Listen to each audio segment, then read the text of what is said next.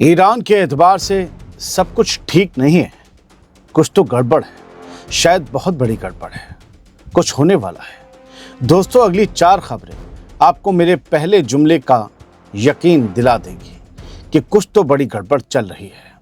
दरअसल हुआ यह है कि आयतुल्लाह अली खामनेई की आखिरी रस्मात शुरू होते ही ईरान से एक के बाद एक कई ऐसे बयान आने लगे हैं जिन्होंने कई नए सवाल खड़े कर दिए हैं। आखिर ईरान बार बार अपने दुश्मनों को, इसराइल को, अमेरिका को वार्निंग क्यों दे रहा है?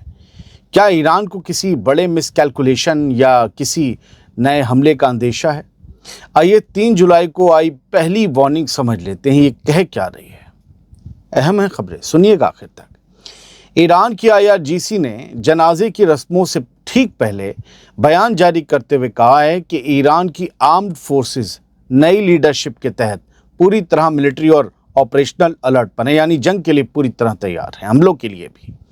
IRGC ने साफ वार्निंग दी है कि अगर दुश्मनों ने कोई भी गलत कदम उठाया या किसी तरह का कोई मिसकैलकुलेशन किया, गलत अंदाज़ा लगाया, कोई गफलत में रहकर हमला किया, तो ईरान पहले से भी ज़्यादा सख्त और एक ऐसा जवाब देगा जिसे तारीख हमेशा याद रखेगी, यानी कोई बड़ा हमला करेगा ईरान। IRGC ने ईरान की आवाम से भी अपील की है कि वो बड़ी तादाद में जनाजे, आखिरी दीदार और तदफीन की रस्मों में शामिल हों, ताकि पूरी दुनिया को ये पैगाम दिया जा सके कि ईरान की कौम और उसकी क़यादत यानी लीडरशिप आज भी एक साथ खड़ी है, अलग अलग नहीं है। दोस्तों, यहाँ सवाल सिर्फ इस बयान का नहीं है, सवाल इसकी टाइमिंग का है। जनाजे की रस्मों के बीच ईरान बार बार अपनी फोर्सेस के हाई अलर्ट पर होने और दुश्मन को खुली वार्निंग देने की बात क्यों कर रहा है?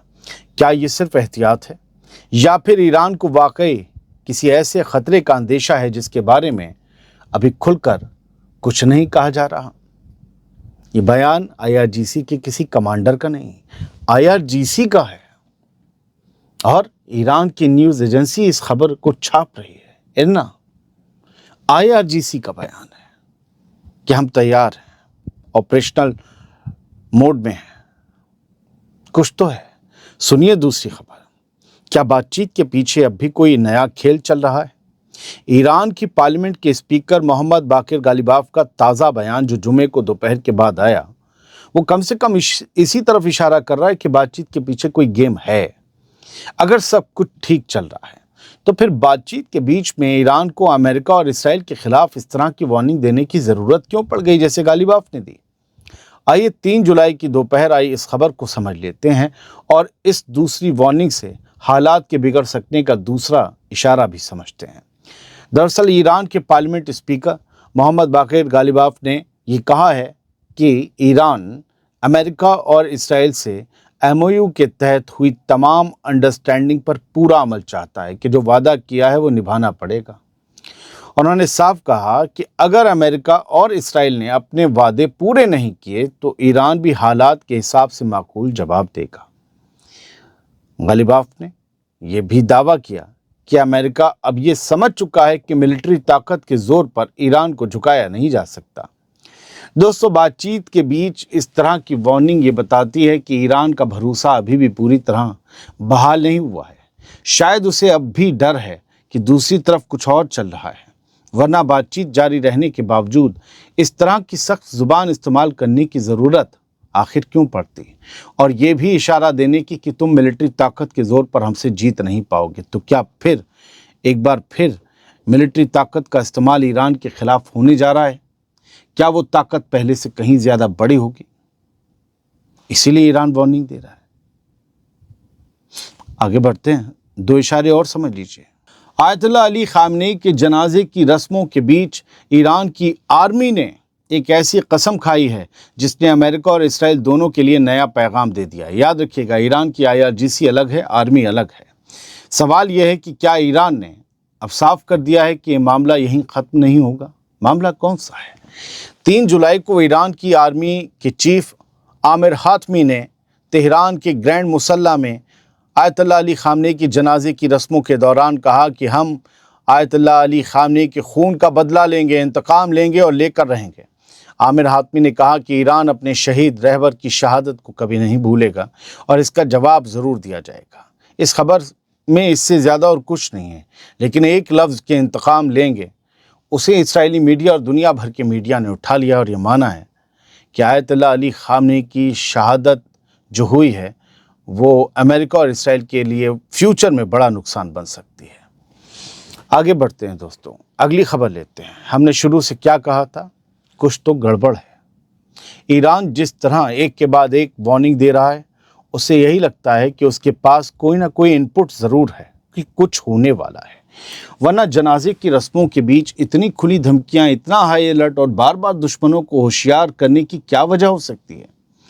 3 जुलाई की शाम आई खबर भी उसी तरफ इशारा कर रही है, सुन लीजिए दोस्तों। ईरान के खात्मा अम्बिया जॉइंट मिलिट्री कमांड के कमांडर अली अब्दुल्लाही ने अमेरिका और इसराइल को खुली वार्निंग देते हुए कहा है कि अगर आयतुल्लाह अली ख़ामनेई के जनाजे की रस्मों के दौरान किसी ने भी कोई गलत कदम उठाया, कोई गलती की, किसी तरह का मिसकैलकुलेशन किया, तो उसे ऐसा सख्त जवाब मिलेगा जिसे वो कभी भूल नहीं पाएगा। IRGC वही कह रही है और आर्मी भी वही कह रही है। चक्कर क्या है, क्या इस जनाजे के दौरान कुछ होने वाला है? हमने तो 2 जुलाई को ही अंदेशे जता दिए थे। फिलहाल आर्मी की तरफ से बयान आया, सुनिए। उन्होंने कहा कि ईरान की आर्म्ड फोर्सेस पूरी तरह से तैयार हैं और किसी भी नए हमले का जवाब फ़ौरन दिया जाएगा। दोस्तों, अब सवाल वही है, क्या ये सिर्फ एहतियात है या फिर ईरान के पास वाकई कोई ऐसी मालूमात, कोई इन्फो, कोई इनपुट है कि जनाजे की रस्मों के दौरान कोई बड़ा ऑपरेशन, कोई उकसावे वाली कार्रवाई या कोई मिसकैलकुलेशन हो सकती है? क्योंकि जब एक ही दिन में ईरान की मिलिट्री और क़यादत बार बार एक जैसी वार्निंग दें, तो उसे सिर्फ इत्तेफाक कहकर नज़रअंदाज करना भी आसान नहीं होता, अक्लमंदी नहीं होती। ये कुछ 4 बड़ी खबरें थीं और ये यहीं ख़त्म होती हैं। बस एक आप लोगों से ओपिनियन चाहता हूँ। मैं कुछ स्टोरीज़ पर काम कर रहा हूँ, वो जो ऑलरेडी इस्टेब्लिश्ड हैं, वो मिशन मिडिल ईस्ट में CIA का सबसे बड़ा मिशन आपको पता है कहाँ हुआ था? ईरान में। बहुत साल पहले की बात है। और उस मिशन के बाद ही ऐसा हुआ था कि ये जो मौजूदा इस्लामिक निज़ाम है उसकी बुनियाद पड़ गई थी। लेकिन ये 1973-70 के दशक वाला मिशन नहीं है। और बहुत ही दिलचस्प स्टोरी है और भी न जाने कितने आइडियाज, अगर ये कोई उठाना चाहे उठा ले, तो यहाँ तो बहुत हैं। क्या आप इस तरह की स्टोरीज़ को देखना चाहते हैं? मैं मैक्सिमम लोगों से इसका जवाब चाहता हूँ ताकि फिर मैं इस पर काम करूँ, क्योंकि फिर वीडियो कम होंगे। ये रिसर्च का काम और लेंदी होता है। अपडेट्स जुटाना तो लेंदी है, 2-3 घंटे लगते हैं। ये उससे भी लेंदी काम है।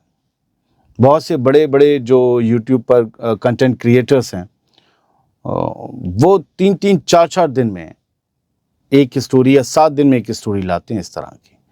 मेरे लिए रोज़ एक स्टोरी ला पाना तो मुमकिन नहीं होगा, फिर भी 2-3 दिन में अगर एक ला पाए तो बहुत होगी। क्या आप इस तरह की स्टोरीज़ देखने में, जो हिस्ट्री से भी जुड़ी हों और आपसे भी, ऐसी स्टोरीज़ देखना चाहेंगे? बताइएगा मुझे। बहुत बहुत शुक्रिया। सलामत रहिए, खुश रहिए।